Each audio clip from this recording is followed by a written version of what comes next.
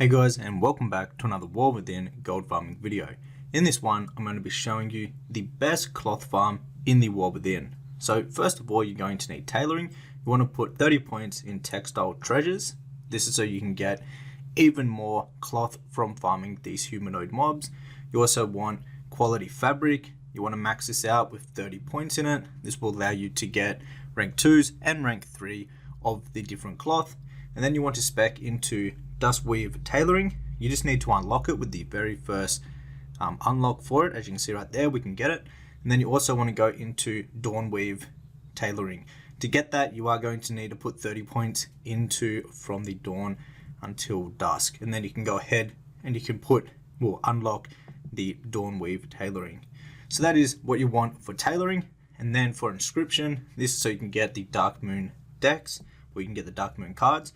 You want to put 15 points in each one of these subcategories, and this is going to give you an extra 50% chance to get the dark moon cards, as you can see right there. Now, before we get into the actual farm, if you'd like to learn more about making gold in retail World of Warcraft, you can check out my gold making guide, which is linked down below. So where this farm is located is in Hello 4 along this beach right here, hence why it is called the Cloth Beach Gold Farm. Now this would be one of the best farms you can do in the War Within for some steady gold. What you want to do when doing this farm is that you want to do a 2x4. So you want to have 2 groups, with both groups only having 4 people in them. So all 8 of you will share the loot.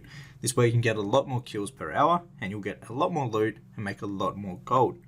On top of obviously all the different cloth and the dark moon cards that you get from these mobs, they also drop the War Within BOEs. Now these drop at all different item levels, but the main ones that you want to look out for are the item level 5, 6, 4. These sell for the most amount of gold, and some of the times they can have plus speed on them, or a socket, or just a really good stat roll that is actually worth a lot of gold. For an example, the plus speed on the NA region, these go for around 50k gold each if they are leather, so like the druids can use them for speed sets, and these sell extremely well. Obviously the ones with a socket on them, they also sell better than just the normal ones. Some of the times the prices for these can be a decent amount. I'm talking around like 20k plus. On top of that, if you are lucky enough to get either a ring, neck, or cloaks with item level 5, 6, 4, these normally go over 20k also, just because they're in a much higher demand and people are willing to pay a lot more gold for these pieces.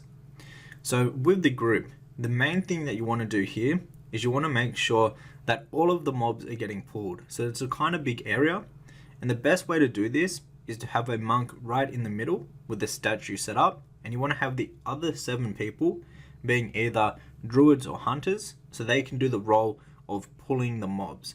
You want to make sure that they know exactly, well, everyone in the group knows exactly where to pull from, because if you go all the way behind the ship over there and all the way up at this location right here, you need to make sure you're pulling all the mobs, even the ones that are pretty far away. So as you can see, there's one all the way up here. You want to make sure you're going up to this guy right here and pulling him, and same with doing this on the other side. Now if you do this and you pull all of the mobs, they'll actually start hyper spawning and respawning extremely quickly. But it's very important that you actually pull every single one of them, and this is how you get the hyper spawn to actually be working. Another thing, there are some mobs that are up on top of the boat in the water, and so you got to make sure that you're also pulling those guys. What I like to do is put a bunch of markers down where all of the mobs are, just so everyone in the group know exactly where to pull from, so we're not missing out on any mobs. And it's not only the people that know the locations that are doing it, but it's everyone in all of the groups, so they can see the markers and actually see where to pull from if they didn't know.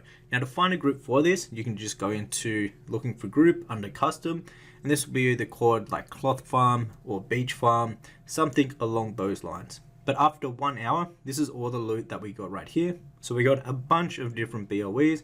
We got a few 5, 6, 4 item level BOEs, and a bunch of other ones that are obviously lower item level. You also get a whole heap of grey ones, which you can vend up for some raw gold. We got 2,844 raw gold just from doing the farm, and we got a bunch of cards and also a whole heap of cloth. So this was around 40k gold per hour on the NA region. However, the price is a bit higher because the loot appraiser does not track the higher item level BOEs or if they roll with a good socket.